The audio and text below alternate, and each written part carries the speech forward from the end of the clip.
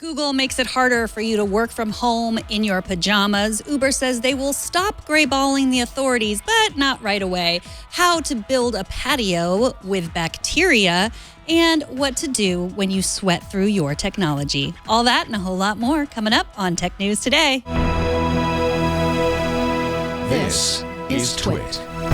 Bandwidth for Tech News Today is provided by CashFly at CACHEFLY.com.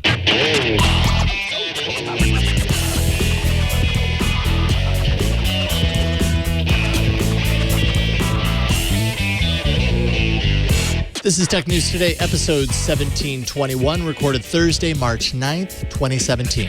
This episode of Tech News Today is brought to you by Tracker, a coin-sized tracking device that pairs with your smartphone and keeps you from losing your most valued possessions. Visit thetracker.com right now and enter promo code TNT to receive a free Tracker Bravo with any purchase. And by Rocket Mortgage by Quicken Loans. When it comes to the big decision of choosing a mortgage lender, work with one that has your best interest in mind. Use Rocket Mortgage for a transparent, trustworthy home loan process that's completely online at quickenloans.com/TNT. Hello and welcome. Come on in. Come on in. We have a space for you right just here. Right here, or if you're just listening, right in your ear holes. This is Tech News Today. We talk about everything you need to know about technology today. I'm Megan Maroney. I'm Jason Howell. Ready to put some news in their ear holes? Yes. Oh, we love really putting tech news right into your ear holes. We just churn in there. Facebook isn't done Snapchatting its apps, as evidenced by today's announcement of Messenger Day. It's a feature that lets Messenger users share photos and videos with their friends or on a public scale that last for 24 hours before disappearing. Those days, I think that's what you refer to them as, these are days over here, will appear at the top of the chat thread screen inside Messenger. And I mean, if you're going to put it anywhere, that's a great place to put it because it's going to be excellent exposure for the feature right up there at the top of a screen that you look at every single time you use Messenger. And with many, many users, that's a lot. A lot of people looking at it.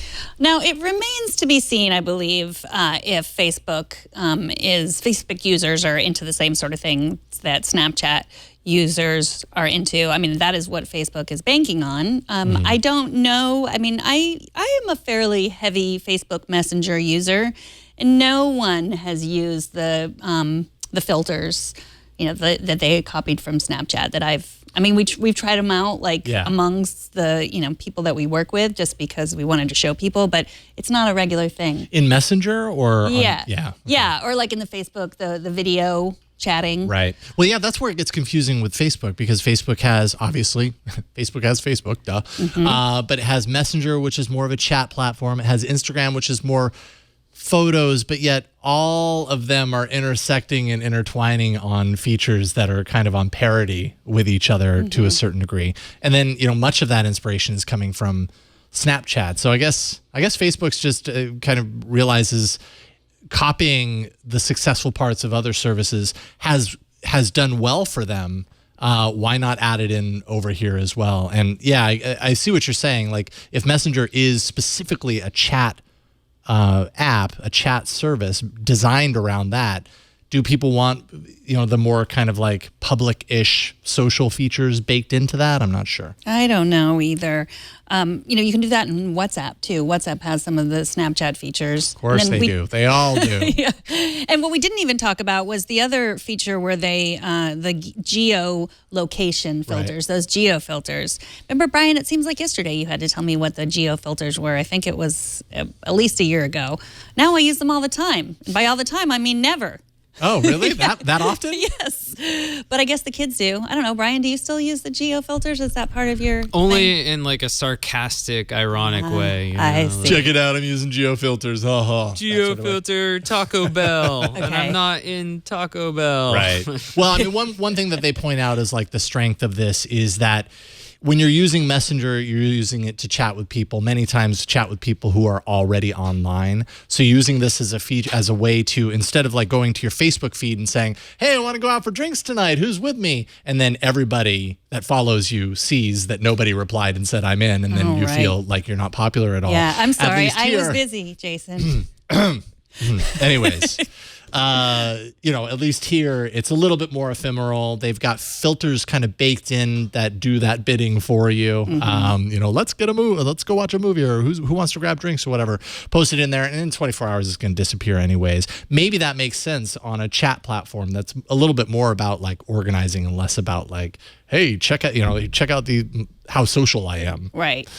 In a public sense. So. Well, last week we heard rumors that Google's new messaging app for the enterprise would be called Meet. That's M-E-E-T, not M-E-A-T. That would be weird. That's what I wanted. Today at Google's Cloud Conference, the company says its upgraded Hangouts for Work will be split into two parts. Hangouts Chat for communicating via text, and Hangouts Meet, which will allow for audio and video conferencing. Google says you'll be able to transition seamlessly between the two to help with those tricky situations where you think you can figure out a work problem in a chat message, but then you decide midway through that talking or even video conferencing is necessary. Meet will make video and audio conferencing as easy as clicking a web link. So this is, if you have ever been part of a regular conference call, this is great because it's gotten better, but it used to be just so wonky. Like wait, call, enter a password. Now you can enter your passcode, and then you wait, and there's the music, and really it is. There are a lot of situations where it's just like you think, okay, you're going to tell someone in a chat, and it just is going to be really easy, but then it becomes clear that you need to talk to the person or you need to meet face to face. And so I guess that they're going to solve this problem. Yep, the two different features. And by the way, I'm now convinced that Burke knows what stories we're going to cover before we actually get to them, because this card went up super fast. It says, no, bad Google, go home. Probably because Burke is, I'm assuming, you're just a little like, why another messaging thing? Is that what you're saying? Because it competes with Burke Chat. Like Burke knows the most efficient way to converse is by writing it on a small index card and putting it in front of your computer. I didn't think about that. Yes. That's true. But this actually looks and sounds pretty cool. We knew that Google was going to pivot Hangouts, or they said they were going to pivot Hangouts away from just standard chat as it's operated the past 5 years or so, and more into an enterprise scenario once they introduced Allo. Number 7, 8, 9, I lost count messaging app for Google. But this is I think this is a strong pivot away. And actually the fact that it's kind of baked into the G Suite suite of apps for enterprise, I think that's what makes this a really big deal. A lot of enterprise users probably have G Suite because of all the document aspects of it. And many probably have Slack for kind of the project management group chat sort of features. And at a certain point, it's like, well, we're paying, to be enterprise users of G Suite. Now Google has its own, and there's a lot of like integrations between G Suite products into G Chat, or into Google Chat or Hangout. I don't even know what to call it anymore because their messaging platform is all over the map. But yeah, Hangouts Meet and Hangouts Chat. Thank you. Okay, that won't be confusing going forward. But I think that there's enough integrations there that maybe that'll be a reason for enterprise users to try it out. Mm-hmm. The only problem I see, as someone who for 11 years worked from home and took lots of conference calls that were all audio and never video, I could see some issues with someone like being on a chat and something saying like, I need to tell you this face to face, and you're like in your pajamas and maybe in the bathtub. I don't know. All kinds of things happen when you're working at home. So you just got to be careful about that, I guess. Yeah, I suppose so. That's where a little piece of tape on the webcam never hurt anybody. Right, but then what's your excuse to your client or your boss or whatever? Oops, I forgot. I don't know. My video is, I think time. My camera's not working. Sorry. Oh, man. Yeah, maybe that's it. I like that. Well, staying on the Google tip, which, by the way, there was a ton of Google news, so we tried not to include all of the Google news because then it would just be a Google Top News segment. But we will have one more here. Google's 55-inch interactive whiteboard called the Jamboard is now a bit more official. It's the massive 4K touch display for enterprise users. It's going to have Google's G Suite of enterprise-focused cloud products integrated into the software, which makes it ideal for business users. The Jamboard includes 2 stylus pens and an eraser, and will run $4,999 when it goes on sale this May in the U.S. This is they basically unveiled this, or at least announced it, kind of like middle to end of last year, said that that they were working on it. Now we have a release date on it, and It looks cool, although if it's targeting enterprise, I don't know, it kind of looks a little cutesy for enterprise. You know what I mean? Kind of bubbly, almost like it's better for the classroom than it is for enterprise. But that's kind of Google's aesthetic in some ways. So, well, I don't know. I thought that was my first thought also. But then I thought, oh, maybe that I'm just an old person now. Because Slack, I mean, which a lot of places use, a lot of startups use, that's very kid-like. You know, Slack has all kinds of, bots and GIFs and GIFs and everything. So I don't know, but yeah, I want one, and it sounds like it's expensive. I need one, but I want one. I know. Well, $5,000 sounds expensive, but not when you compare it to the Surface Hub, which is Microsoft's equivalent, which is $9,000. Absolutely. So yeah, it has built-in video conferencing capabilities. They do charge a $600 management fee per year. So I guess there's a yearly component to that as well if you have one of these. But cast capable, handwriting and shape recognition. So you can do the handwriting. Actually, we just showed, Brian just showed it on the video. You do handwriting, and then when you're done, it just pops it right into text format for you on the fly. And yeah, I think it looks pretty cool. And it's definitely undercutting the cost of Microsoft's product. So that could work out really well for Google. Don't worry, guys. I got one for you. Wow, that's I don't a think it spitting works image. It's an Etch-a-Sketch. Can't turn it. Yeah, I'm no good at those. Yeah. I mean, that's the thing. It's like their example they were using is just like putting a frowny face emoji on, your graph of whatever, like the latest failure of your startup. And it's like, really? Like, I don't know. It sounds like it's kind of, I don't know. Important business decisions require emoji. This is just the world that we live in. I guess it is. Yeah. Well, here's an update to the story we told you last week of Uber using a tool called Greyball to prevent drivers from picking up law enforcement officials in places where Uber is illegal. The company says they'll stop using the tool, but not right away. In a post on their website, Joe Sullivan, Uber's chief security officer, says they've prohibited employees from using the tool to thwart local regulators in the U.S. and abroad. But because of the way the system is configured, the changes will be gradual. They will still use it to deter users who are violating their terms of service, however. So, and just a friendly reminder, if you're headed to South by Southwest, do not expect to take Uber because it does not exist in Austin. And especially if you're law enforcement. You should try it out. See if you can get an Uber in Austin if you're a law enforcement. See if they're still grayballing you. It doesn't exist in Austin with air quotes? Is that? Well, there are all kinds of like little weird kind of Austin-ish Uber competitors, which I guess are pretty cool from what I've heard. Is Lyft there? No, Lyft and Uber. So neither Lyft nor Uber are there, but there's all kinds of weird like... there's bicycles. You can walk places. That's true. Yes. Oh, Take a I bus. want to go back to Austin now. Uber's motto obviously should be, "We'll stop once we're caught." And that's pretty much what we keep hearing. They basically said, quote in their blog post, they are expressly prohibiting its use to target action by local regulators going forward.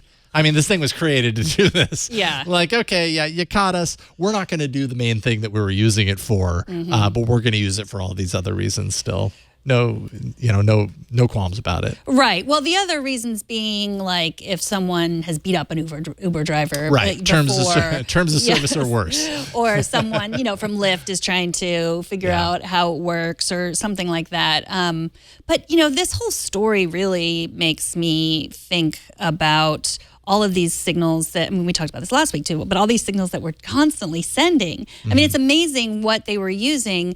Like if people opened or closed the app near a government building, that was why they were targeted. They could see their social media. They could look into their credit card information. We are constantly sending those signals in all types of places. And Uber seems to be the first company that has really used them, for not what they were intended, for their own very purposes. Directly, too. Right, as far as we know. Because that's the kind of thing, like we're always saying, like, well, do you really want to put all of your photos on Google Photos and then name all of your children so you can find them more easily? Do you want to do that? And it's like, yeah, I trust Google, but, you don't know if that information will stay with Google or not. Right, yep, that is the risk. Lyft, Uber's, I don't know if it's Uber's biggest competitor, but at least here in the U.S., pretty significant competitor. Not close, though. Set a goal for 2017 of expanding to 100 more U.S. cities by the end of the year. apparently it's time to set a new goal because the company announced it is now operating in 300 cities across the U.S., passing its goal in less than 3 months. So they surpassed their 100 city for the year goal by, I think, like 4. And that, that's just within the first quarter. Lyft is currently seeking $500 million in additional funding to continue to expand its business. Definitely an aggressive expansion phase is kind of what they're in the middle of and going forward at a very critical time, a very opportune time for them, considering everything that Uber is experiencing right now. But the big limitation with Lyft, of course, is that it's U.S. only at the moment. I'm sure they have plans, and they're trying to, planning on using some of that money to figure out how they break out of the U.S. and go into other markets. Mm-hmm. New cities include Beaumont, Texas, Tallahassee, Florida, Stillwater, Oklahoma, and Greater Maine. Excellent. And other places. Yeah, and I mean, when you compare, so this is right around 300 cities for Lyft. Uber is available in 560 cities. So, nearly double, but not unattainable. Mm-hmm. Like I have a feeling Uber, like I get a T-Mobile impression from Lyft right now in the Lyft versus Uber battle, which is obviously the underdog, but can really take advantage of certain things and kind of market itself differently and potentially in the long run be on strong footing the way T-Mobile has kind of evolved over the past 2, 3, 4 years now. Mm-hmm. Yeah. Would you consider like them to be like an Apple Windows type? Like Lyft being the Apple to Windows? Yeah. I don't know. I don't know. Who's Apple and who's Windows? Well, I mean, yeah, I don't think it's a good comparison. But I mean, it's like then somebody has to be the Wayne computer that doesn't exist anymore. And that's what I hope for Uber. We'll see. Time will tell.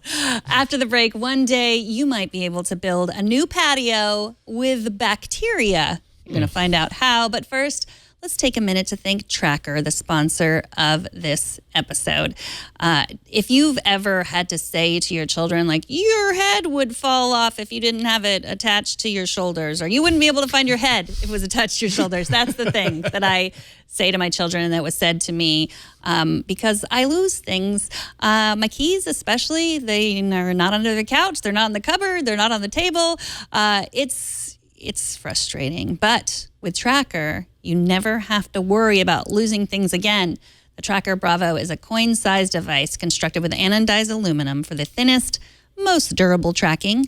You can locate those misplaced keys, your wallet, your bags, your computers in just seconds. All you have to do is pair the tracker to your smartphone, then attach it to anything and find its precise location just with the tap of a button. It is that easy.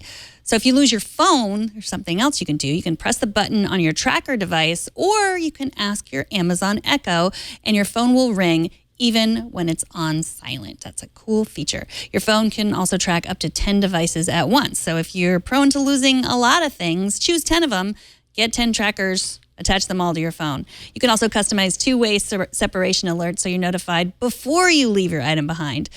There are over 4.5 million devices shipped. That means that Tracker has the largest crowd GPS network in the world. That's a good feature for the way this system works.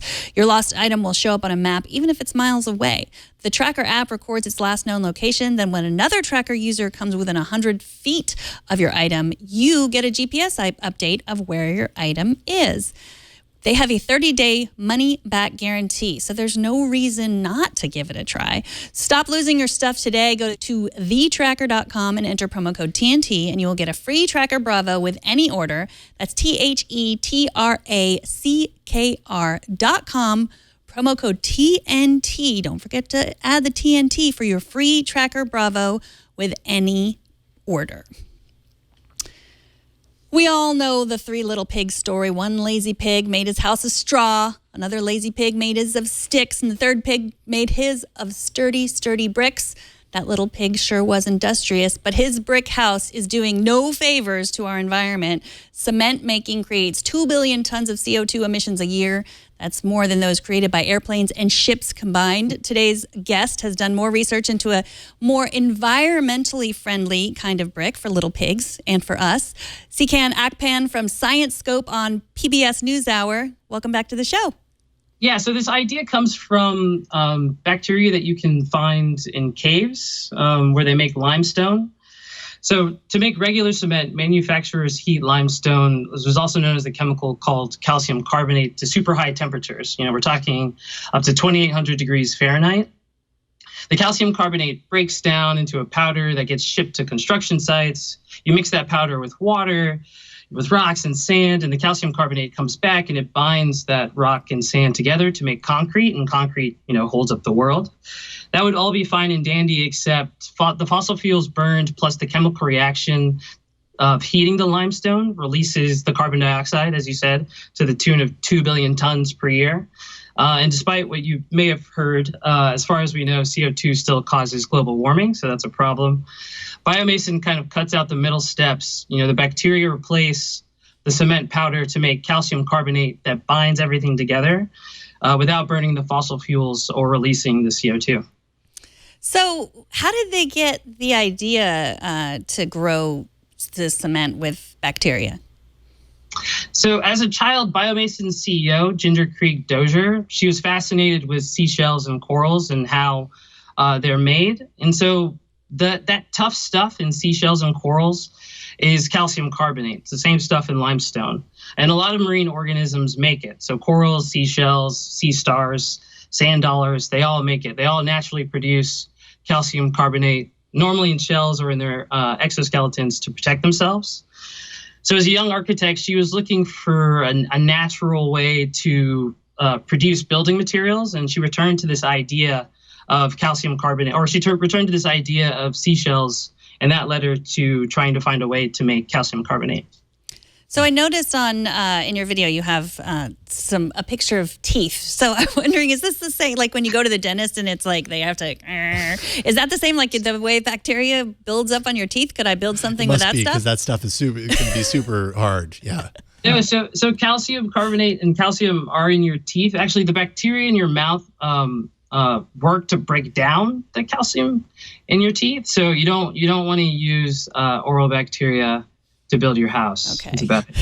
That's too bad. We thought we could repurpose, or at least I'm speaking for myself. I thought I could repurpose some things, although it would take a lot of that to help my house. You can still try. I mean, maybe you could create a competitor for bioMASON. Exactly. We're just going to need to bring everybody in for their teeth. So obviously this there's a whole process that goes into creating this alternative to concrete. Is it, is there any differences in kind of how the longevity of the final product, how sturdy it is, how strong it is? So right now they're doing some preliminary field testing. Actually, they have a courtyard out in San Francisco where you guys are based, and they do internal testing at the facility to try to meet the industry standards for cement in general. In terms of longevity, it should last just as long as regular cement. I mean, you're essentially creating calcium carbonate, which is in regular cement. Got it. In terms of timeline, it takes 3 to 4 days for the bacteria and the sand and all of it to solidify, which they said is sort of around the same timeline as regular cement, or like sort of producing regular cement or concrete. And then in terms of cost, it's kind of hard to compare because the starting materials are very different, but they're aiming for parity with regular concrete or regular cement. Whoa. So the bacteria, once it becomes a brick in your house, the bacteria is dead. Like we're not talking about stuff you can't touch or you get sick, right? Yeah, no, that's actually the cool part of this project. So it's a soil microbe of the variety Bacillus. It doesn't cause disease. And we're not talking about synthetic biology. It's not genetically modified. It's their process is closer to beer brewing. They found the right conditions to get the bacteria to spew out tons and tons of calcium carbonate. So you won't get sick from touching these bricks. Okay. Good to know. So you said it's only one company, and they're in North Carolina, but it sounds like they're trying this out in San Francisco. They have a patio that they built in 2015. Yep. What are they sort of waiting for? Why haven't we seen this everywhere? Well, so they're testing walls. I mean, they've basically been doing all the safety checks to make sure that the the bricks last for as long as regular bricks. And this year they're going to be rolling out some bricks in structures. That's about it. Well, you guys got to watch the video at PBS News Hour. It's really interesting. A lot of detail on how bacteria can make a patio. Well, we're about to make a patio at our house, so maybe we'll enlist the work of bacteria. Well, you could try to just spit on the ground and see if... That's true. Start with on the ground and then see what happens. Okay, all right. I think that's going to work so well. That'll be the next episode of the Science. No one wants to come over to my house if that's how we built our patio. I don't. Thank you so much for joining us again. Nsikan Akpan is a digital science producer for the PBS News Hour, and he is Mon Science on Twitter. Thanks so much for coming on. Yeah, thank you so much. Thanks for having me. All right, we'll Take talk care. to you soon. All right, Damon writes in, feedback time, tnt@twit.tv, and says, I feel many networks, including a tech show as yourself, have missed the most important takeaway from the Vault 7 leaks. This is the CIA leaks we've been talking about the past couple of days. He says, it's not that the CIA may be spying, but rather they found vulnerabilities that other hackers are using today. Do we know that for a fact? I mean, I guess it's elusive. The information is elusive enough to not be certain that hackers are actively using or exploiting these vulnerabilities. It could very well be that the CIA was the only one to find them, although I find that kind of unlikely, but it's possible. Well, there was a lot of it that was redacted, so we don't know. And they've said today that they're going to tell Google and Apple some of that first. Right. But I do think that that is something to think about, that these are... Well, I mean, I feel like when we always talk about this, when we talk about backdoors, like if you put a backdoor in it, the bad guys are going to find it. And so I think that if the CIA was using these tools, I don't exactly know if, I didn't go through, we should ask Ian Thompson, because I didn't read all the WikiLeaks documents, but I don't know if they're actually like, here's how you get in. I don't think so. I think, and that's part of the story that's hitting today, where WikiLeaks, Julian Assange is basically saying, we are willing to work with tech companies to give them first insight into the details behind those vulnerabilities, so that they can, work to patch them before they release it on a wider scale. So, yeah, it kind of seems like in the docs, it's more this exists, rather than this exists and here's how you do it. But you're right. I mean, I guess at its core, the reality is you don't know. As a user, we now are a little bit more certain about this list of vulnerabilities that exists on all types of OSs.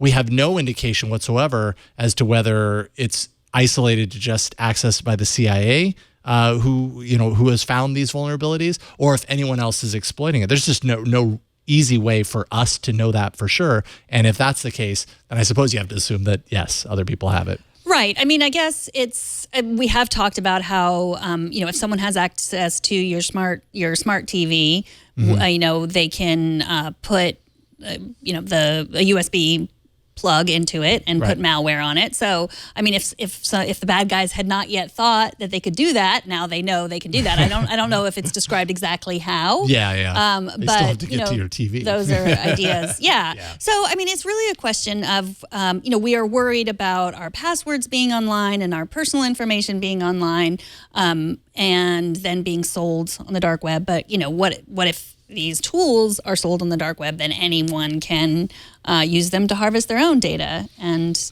then we're screwed. This is no good. It's no good. Nuh-uh. All right. Well, finally, a new solution for damp daydream syndrome. It's a thing that I just made up. But first, let's take a minute to thank Rocket Mortgage by Quicken Loans. They're the sponsor of this episode. If you've gone through the process, or you're thinking about going through the process of securing a mortgage for that home that you picture your life in, now and forever, you got to go through the mortgage process to get there first, of course. It's not always the easiest road to get there. There's a whole lot of hurdles and a whole lot of information gathering that happens along the way. So you really want to work with someone that you can trust, with a mortgage lender that has your best interest in mind. And with Rocket Mortgage, you'll get a transparent online process that gives you the confidence to make an informed decision. So you won't have to waste time searching through stacks of paperwork to find all of that information. With Rocket Mortgage, You can securely share your financial information to get a mortgage approval in minutes. And you can really kind of play around with what Rocket Mortgage shows you on the site. You can adjust the rate, you can adjust the length of your loan, play around with the numbers in real time, and make sure that you get the mortgage solution that's just right for you. So whether you're looking to buy a home or refinance your existing mortgage, you can actually lift the burden of getting a home loan with Rocket Mortgage. Skip the bank, skip the waiting, and go completely online at quickenloans.com/TNT. That's quickenloans.com/TNT. Equal housing lender licensed in all 50 states. NMLS, consumeraccess.org, number 3030. And we thank Rocket Mortgage by Quicken Loans for their support. TNT's fan of the day is Peach on Twitter, who sent us this picture saying, I watch kitty naps, everyone is happy, and all is right with the universe. The attack of the screenshot. Oh, man. Screenshots never turned out good. But yes, let's focus on the important part. Thank you, Brian. The cat. Yeah. No, go away from that part of the picture. There we go. The cat. Although we may have put the cat to sleep. Yeah, we've been that's part of what we also offer that service. In addition to putting tech news into your ear holes, if you have a insomniac cat, turn on Tech News Today. That cat will be out in a minute. I'm sure in some cases, if you're tired, turn on Tech News Today. We might lull you to sleep if we're not frightening you. We've with talked the about we talk about creating a patio with the stuff that is in your teeth. With Plaque. Plaque. How could someone not want to listen to that? Plaque Patio. Plaque Patio. Ooh, I like it. Show us how you watch or listen to TNT. Just record a video or take a picture of yourself or your setup. Post it on Instagram, Google+, Twitter, or Facebook, and use the hashtag HowIWatchTNT. And we'll find it. I took that from you. I know. I thought it was you. That I was waiting for you to say it anyway. Okay, good. Phew, we made it. Yay. But we're not done yet. One final story here. If you use your Daydream View VR viewer with any sort of intensity, then it's entirely possible that you've noticed how hot it can make your face. Hot face, it's a thing. And when that happens, you may notice how sweaty the face pad can get over prolonged use. To be completely fair, I only ever really noticed the sweatiness factor at a gaming conference. That was after a day's worth of forehead grease had overwhelmed the demo unit on the floor. Well, if washing the removable face pad isn't good enough to justify your intense germophobia, then why not pick up a replacement? Now you can. Apparently they're on sale for $14.99. I'd be really surprised if anyone's buying these things. I don't know who's using Daydream View with any sort of regularity. You pointed out in the office, it's just been kind of sitting on the side of the office. I never use it. Yeah, it's just in that unpacked box of yours. Now it's on my desk because I felt guilty. I know, you did. Okay, so I like how often we talk about sweat and technology. I think that is, it's you with the Daydream VR, the sweaty face, me with my AirPods, and how, I run a mile with them and my ears start to sweat and they fall out. I really think that's also what we bring to the world's the tech of sweat. Sweat tech. Sweat tech. This week in tech sweat. Twits. Hey, look, sweat. It's the reality of technology that no one's talking about. Is the sweat I know, factor. it's true. It's so true. Sometimes it's real. My hands are too sweaty to do my Touch ID. We could do a whole episode on that. Cool. What else? I don't know. You can send us your thoughts on what sweat-infused technology stories we should do. TNT at twit.tv. We'd love to hear it. TNT records live every Monday through Friday at 4 p.m. Pacific, 7 p.m. Eastern, midnight UTC at twit.tv/live. Like I said, send us your sweat ideas, TNT at twit.tv, or leave us a short voicemail, 260-TNT-SHOW. And you can find us on Twitter. We're at Tech News Today TV. You can find all the ways to subscribe to our show or to the Tech of Tech Sweat, which is going to come to a podcast app near you at some point. You can find all that at twit.tv/TNT, and come see us in person. You can come any day of the week except Thursday and Friday. You can't come Thursday and Friday, but any other day, just email tickets at twit.tv. And if you want to tweet at me, I'm Megan Maroney. And I'm at Jason Howell on Twitter. Thanks to our technical director, Brian Burnett, back there. Thanks to Burke for helping out in the studio. And, the resurgence of Burke Chat. We really think this could go far. Thanks to Kevin for editing the show. And thanks to you for talking tech with us today. We'll see y'all tomorrow. Bye, everybody.